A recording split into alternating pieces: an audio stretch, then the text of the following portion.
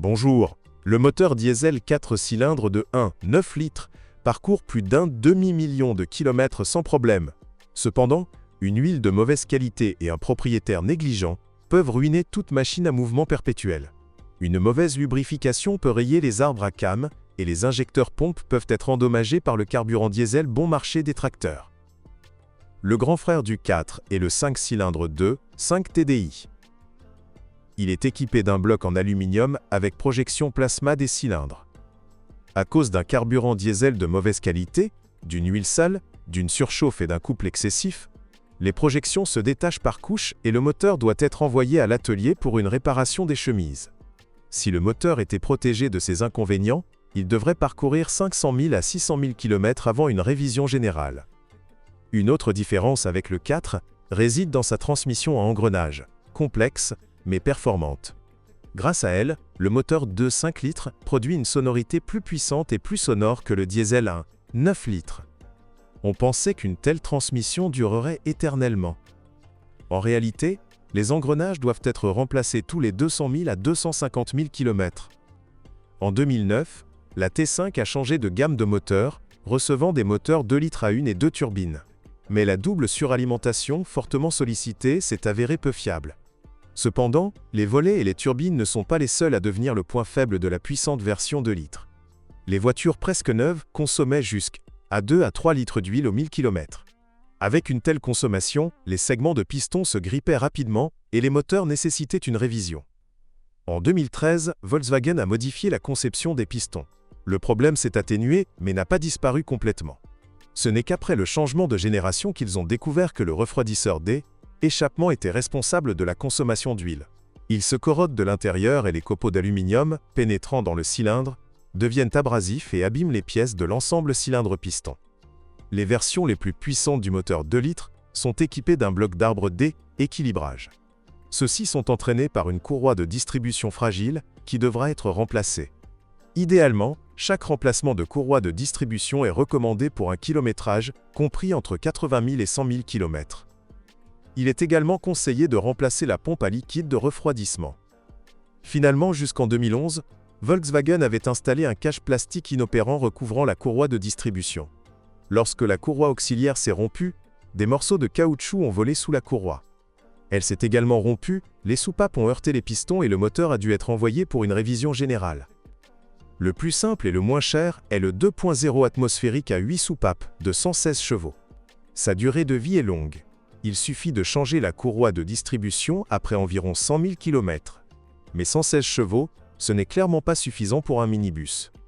Pour plus de traction, optez pour un 2.0 TSI turbo-compressé.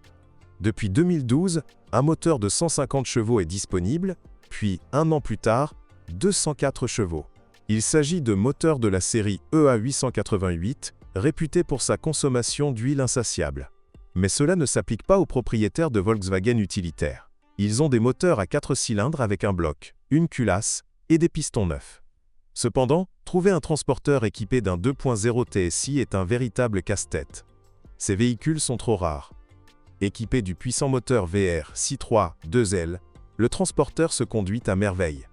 Mais seulement pendant un court instant, jusqu'à ce que la chaîne de distribution commence à faire du bruit. Les moteurs plus récents étaient censés avoir 5 rapports, tandis que les 6 rapports étaient réservés aux versions plus puissantes. Les transmissions manuelles sont généralement durables, même si n'importe quelle unité peut être détruite. Par exemple, en ne changeant jamais l'huile. Mais même une telle barbarie ne risque pas de détruire la transmission avant 200 000 km. N'ignorez pas le cliquetis de l'embrayage. C'est un signal qu'il est temps de changer le volant bimasse. Un retard peut entraîner la casse du démarreur et du carter de boîte de vitesse. Il ne faut pas tarder à remplacer les roulements de l'arbre primaire. Il est préférable de les changer dès qu'un léger bruissement se fait entendre. S'il se coince, la réparation sera bien plus coûteuse. Surveillez l'état des soufflets anti-poussière de l'arbre de transmission. Si des fissures apparaissent, remplacez-les rapidement. Et n'oubliez pas de graisser les joints. Un joint homocinétique neuf coûte cher. Avant le restylage, il s'agissait d'une boîte Aisin 6 vitesses, spécialement renforcée pour un usage professionnel intensif. Cette boîte asiatique 6 vitesses parcourt sans problème 300 000 à 400 000 km. N'oubliez pas de changer l'huile tous les 40 000 à 60 000 km. Après la mise à jour, une boîte DSG robotisée est apparue, dont les propriétaires de voitures particulières Volkswagen connaissent bien le manque de fiabilité. Cependant, la vague de panne a épargné les Volkswagen commerciales. Elles ont reçu une puissante boîte DQ500, DSG7.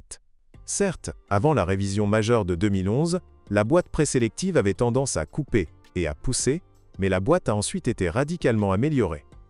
La durée de vie de cette transmission peut atteindre 300 000 km avec un entretien régulier. La version 4x4 avec embrayage Haldex, non officiel 4Motion, n'est pas vraiment un crossover, mais elle peut rouler sur une route de campagne enneigée. L'important est de changer l'huile de l'embrayage tous les 50 000 à 60 000 km. L'embrayage durera alors 1/3 million de kilomètres. Il est également important de surveiller l'OMEL, état des transmissions et des boîtes de vitesse. Le T5 adopte une conception classique, jambes de force McPherson à l'avant et triangles transversaux à l'arrière. Le châssis est pratique, robuste et quasiment sans faille. Les seuls défauts concernent les cylindres arrière des leviers avant et les paliers de support des jambes d'amortisseur. Mais ce sont des défauts mineurs, d'autant plus qu'après 2009, des paliers plus robustes ont été installés. L'atout majeur de la suspension réside dans sa durabilité, tandis que son inconvénient réside dans sa rigidité. Une simple mise à niveau améliorerait légèrement le comportement. Nous avons intégré les Cylum Blocks de la version blindée et les pneus du crossover. Et tout reste identique, mais en plus souple et plus agréable. Carrosserie ébréchée, merci aux écologistes qui ont insisté pour utiliser des émaux hydrosolubles. Tout éclat doit être réparé rapidement. Sinon, un petit point se transformera en une grande plaque chauve. Si vous prévoyez d'utiliser le transporteur pendant une longue période, il est judicieux de recouvrir les parties de la carrosserie exposées au sablage d'un film transparent. Installez également des marchepieds. Ils protégeront les parois latérales planes du sable et des pierres. Il est également conseillé d'enduire régulièrement le mécanisme de la porte coulissante de graisse silicone, ainsi que tous les joints. Avec le temps, le caoutchouc durci commence à déteindre sur la peinture.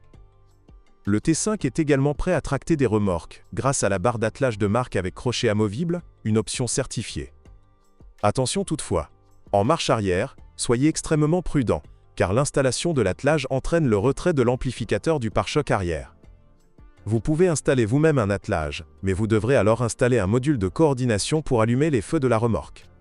Il est également judicieux de remplacer la batterie standard de 60A par une batterie plus puissante.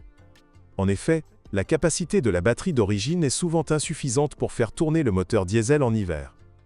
Si vous connaissez d'autres pannes ou dysfonctionnements, n'hésitez pas à nous en faire part dans les commentaires.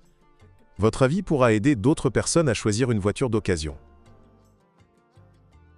Bonjour les amis, vous cherchez une voiture d'occasion? Vous devez prêter attention au site web carm.pro. Carm.pro est grand catalogue de voitures, moteurs, boîtes de vitesse. Et le meilleur, c'est que vous pouvez trouver des informations sur les pannes de n'importe quelle pièce, complètement gratuit. Allez sur le site web carm.pro et découvrez tous les éventuels points faibles des voitures d'occasion.